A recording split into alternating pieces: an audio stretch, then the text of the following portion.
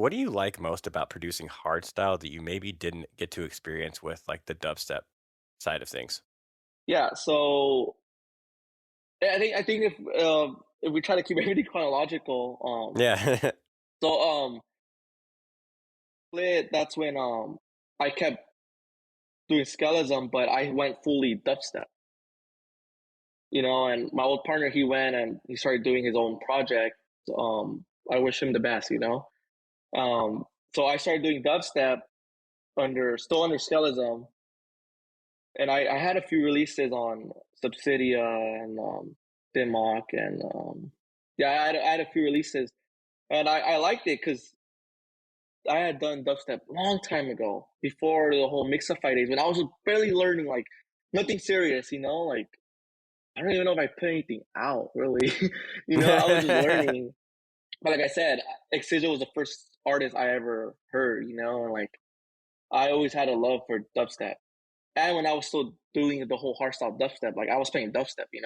Hmm. So I started doing I went full dubstep, and yeah, I mean, I loved it.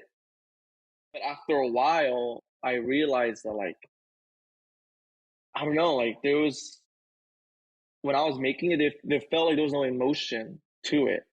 Like it was just simple breakdown with like drums, and then boom, drop, and then it repeats itself. After a while, it's just like rinse, Unlike recycle, repeat. it's recycled, and like Yeah. I respect a lot of people that still do it, but like I personally couldn't do it Mm. because it felt like I was, in a way, like there's a lot of producers that are amazing in the dubstep scene, and it felt like I had to like keep up with them, to keep up with the standard, the dubstep standard where it is now. Like people want to either hear rhythm or they want to hear Yeah. like the Tear out. Marauda Yeah, tear tear out out. stuff. Yeah, yeah. Exactly, that's what they want to hear. So you as an artist, you try to keep up because that's what people want to hear. But then if you don't feel like yourself, you know, Mhm. That's awesome that you've realized that, 'cause a lot of people I even have yeah, a challenge realizing, hey, this isn't my true authentic self. This isn't what I feel like is most authentic to me creatively. It's awesome that you were able to identify that and move past that and kind of start something else. yeah, and that's how I felt. Like Yeah. I didn't feel like myself. Basically, felt like I was just doing it just to do it. And on top of that, I was still doing the whole Skeleton project. And when me and my old partner we split, like that took a big toll on the project. Like you've seen it before with other EDM acts. Like when they split up, like you do notice the difference with the project. Like Mhm.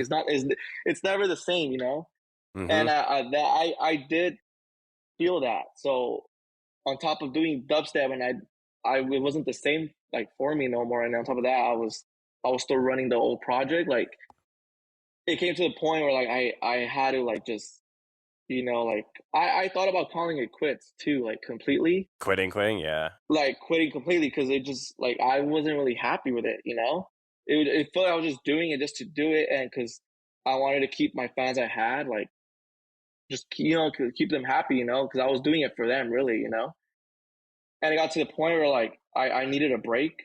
I took a few months off, and like I started like thinking like, what do I really want to do? And like hardstyle was one thing that I always loved and I always enjoyed doing. And going back to what I was saying about dubstep, how like it felt like there was no emotion when I was creating it. Hardstyle is different. Like I feel all the emotions. There's like the melodies, and it has the hard drops, and like has the nice vocal, it has everything. So that's when I came up with the whole idea of death code, and like mixing what I love, like the whole rock stuff and also like hardstyle. There's not much artists doing it.